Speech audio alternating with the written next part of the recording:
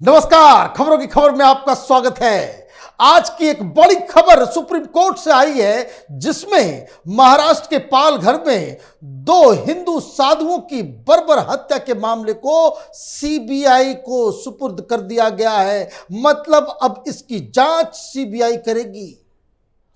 पालघर में जिस निर्मम तरीके से एक भीड़ ने साधुओं की लिंचिंग की और उसके बाद वहां की उस वक्त की सरकार यानी उद्धव ठाकरे की सरकार ने जो रवैया अपनाया था, उस वजह से सारे लोग यही कहते थे कि उद्धव ठाकरे के हाथ से जिस तरीके से सत्ता गई, पार्टी गई, सिंबल गया, नाम गया, सब कुछ खत्म हो गया, वो पालघर के उन्हीं साधुओं का श्राप है। यही जनता कह रही है और आज सुप्रीम कोर्ट ने सीबीआई को इस मामले को सौंपकर एक नई मुसीबत खड़ी कर दी है, क्योंकि अब तो इसमें कई सारे पहलुओं की जांच की जाएगी कि किस तरीके से साधुओं की निर्मम हत्या की गई, पुलिस का रोल क्या था, सरकार का रोल क्या रहा, ये सारे हत्यारे जो भीड़ बनकर आए वो कौन है, क्या ये एक ऑर्गेनाइज्ड वेल प्लान्ड ऑपरेशन था।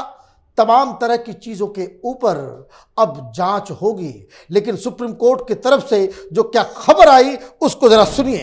इन a massive development in the 2020 Palghar sadhu lynching case, the Supreme Court on Wednesday said it has no objection to the probe being taken over by Central Bureau of Investigation CBI and has asked the Maharashtra government to file an affidavit in the matter before the next hearing on April 14th. Chief Justice of India D.Y. Chandrachud asked the CBI if the agency was ready to investigate the alleged lynching case, to which the probe agency replied in the affirmative. छोटी सी सुनवाई हुई। Chief justice of India ने कहा कि हमें कोई ऐतराज नहीं है अगर राज्य सरकार यानी शिंदे फडणवीस की सरकार को अगर ऐतराज नहीं है तो यह सौंप दिया जा सकता है, और यह भी कि अगर सीबीआई इसके ऊपर हामी भरती है। सीबीआई ने कहा yes, we are ready to take this case, और इस तरीके से यह केस सीबीआई के हाथ में चला गया। कुछ दिन पहले इसी तरह की याचिका डाली गई थी, उस वक्त जब उद्धव ठाकरे की सरकार थी। उद्धव ठाकरे की सरकार ने साफ साफ मना कर दिया था कि इसकी जांच सीबीआई को हम सौंपने के ऊपर राजी नहीं है। क्या छुपाया जा रहा था, क्या छुपाया जा रहा था, और क्यों सीबीआई से जांच कराने के पीछे कोई बहुत गहरा राज छिपा था, जिसकी वजह से उद्धव ठाकरे की सरकार ने सीबीआई जांच से मना कर दिया था, जबकि तमाम देश भर के हिंदू, शीर, साधु, संत, तमाम लोग यही कह रहे थे कि इसकी सीबीआई से जांच करवा लो। और इसके पीछे का जो मकसद कि आप सीबीआई से इसकी जांच नहीं होने देना चाह रहे, इसका मतलब है दाल में कुछ काला था। अब सीबीआई के सामने चुनौती है कि इतने पुराने केस में फिर से राइट फ्रॉम जीरो इस केस के ऊपर जांच शुरू करे।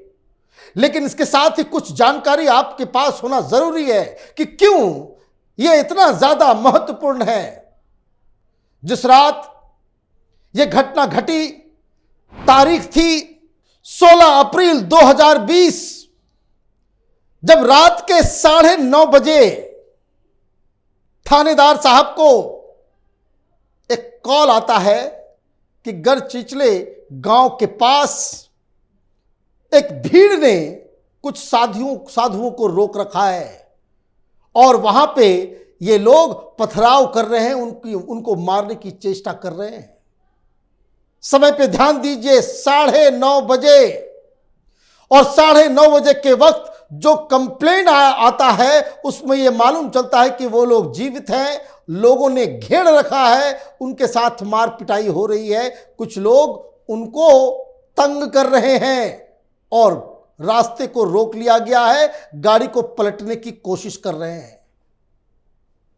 और जो जांच से मालूम चलता है, जो चश्मदीद बताते हैं, यह घटना 8:30 बजे शाम की थी, जब ये साधु एक गाड़ी में बैठ के मुंबई से वो सूरत जा रहे थे और उस रास्ते में ही वो रुके।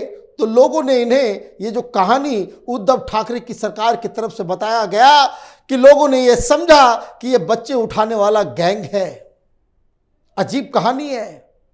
गेरुआ वस्त्र में साधु नजर आए तो वो बच्चों की चोरी करने वाला गैंग लोगों को नजर आने लगता है। ये कैसा देश, ये कैसी मानसिकता हो गई है इस देश के अंदर। कभी आपने सुना कि किसी दो फादर को, चर्च के किसी दो व्यक्ति को, या फिर किसी मौलवी मौलाना को इस चीज के लिए लिंच कर दिया गया हो, मार दिया गया हो, कि लोगों को शक था कि ये बच्चे उठाने, बच्चे की चोरी करने वाला गैंग है? लेकिन ये कहानी उद्धव ठाकरे की सरकार ने बताई। अब उन्हें घेर लिया गया, उनकी पिटाई की गई। वक्त था 8:30 बजे। 9:30 बजे तक यह पूरा मामला पुलिस के पास आ जाता है। साधु जीवित थे। अब बताया यह जा रहा है कि 8:30 बजे से लेकर 12:30 बजे तक, रात के मध्य रात्रि 12:30 बजे तक, मतलब 4-5 घंटे तक ये बवाल मचता रहा और पुलिस वहां पहुंच गई। जो मौत हुई है, जो लिंचिंग हुई, ये साधु अपनी जान बचाने के लिए महाराष्ट्र की पुलिस से गुहार लगाते रहे। थाने के अंदर पुलिस इन सब लोगों को जीवित उठा के ले आई। उस वक्त तक ज्यादा कोई नुकसान नहीं हुआ था। गाड़ियों के ऊपर लोग पथराव कर रहे थे, लेकिन पुलिस वालों को देखिए कि इन लोगों ने उस उग्र भीड़ को हाथ इन दोनों साधुओं को सौंप दिया। अब वो कौन लोग थे बताया जाता है, वहां एक पार्टी का नेता था। जो इलाका है वो इलाका क्रिप्टो क्रिश्चियंस का है। क्रिप्टो क्रिश्चियंस उस तरह के प्रजाति का नाम है जो नाम तो रखते हैं हिंदुओं का, लेकिन धर्म परिवर्तन कर चुके होते हैं। वो होते हैं क्रिश्चियन, लेकिन नाम और ये इसलिए करते हैं ताकि नाम न बदल जाए, उसकी वजह से, ताकि वो जो तमाम रिजर्वेशन का फायदा है, तो उस तरह की जमात ने इसे घेरा था। यही ग्राउंड रिपोर्ट्स बता रहे हैं।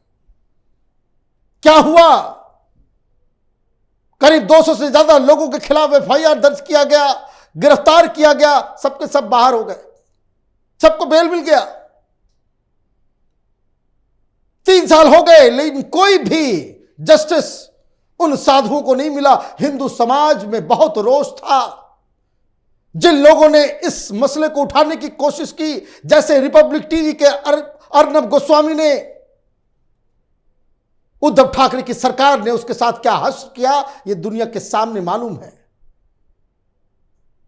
संत समाज उद्धव ठाकरे से गुहार करता रहा, लेकिन कभी इन लोगों ने कुछ नहीं किया। लेकिन इस बीच एक और नई बात सामने आ गई। वह बात यह सामने आई कि यह कोई बच्चों की चोरी का मसला नहीं था। जांच के दौरान जो फोन के एनालिसिस की गई, मालूम चल रहा है कि व्हाट्सएप के जरिए लोगों को इकट्ठा किया जा रहा था। हथियार कहां से आए, लोगों के हाथ वो तैयारी के साथ वहां कैसे पहुंचे, और ये 5 घंटे तक ये जो बवाल मचता रहा, पुलिस ने एक्शन क्यों लिया और पुलिस ने क्यों सौंप दिया भीड़ के हाथ इन साधुओं को। और जो जानकारी मिल रही है कि जब ये बवाल शुरू हुआ तो व्हाट्सएप के जरिए लोगों को बुलाया जा रहा था, और इसके अंदर जो लोग, इन तमाम जिन लोगों की बेल कराई गई है, सब कुछ किया गया है, उसकी फंडिंग भी किसी चर्च के द्वारा की गई है। कई सारे सवाल इससे खड़े होते हैं।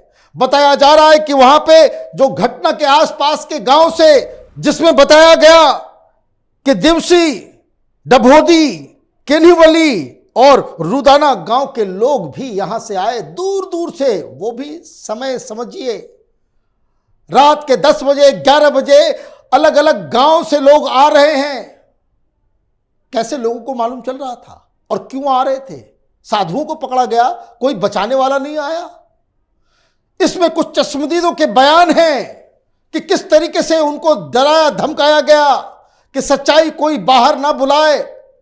तो बहुत सारे एंगल्स हैं इसमें, लेकिन इसमें एक एंगल राजनीति की भी है, और वो है कि जिस हिसाब से उस इलाके का जो एमएलए और उस इलाके में जिस पार्टी का वर्चस्व है वो दरअसल सीपीआई का है, और सीपीआई ये सेकुलर गैंग के बहुत बड़े लीडर शरद पवार के साथ गठबंधन में, जिसके साथ शिवसेना ने मिलकर सरकार बनाई उद्धव ठाकरे की, क्या राजनीतिक दबाव की वजह से कल्प्रिट्स को छोड़ दिया गया?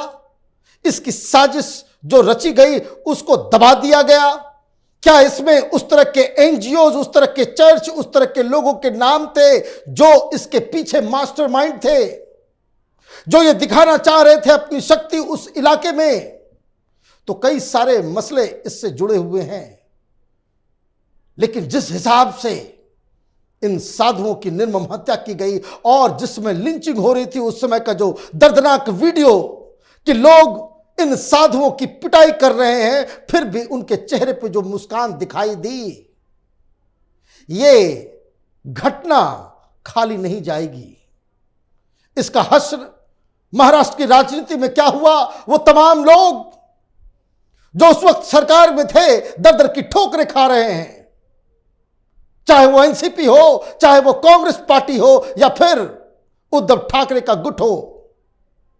डिवाइन जस्टिस, भगवान की लाठी में आवाज नहीं होती।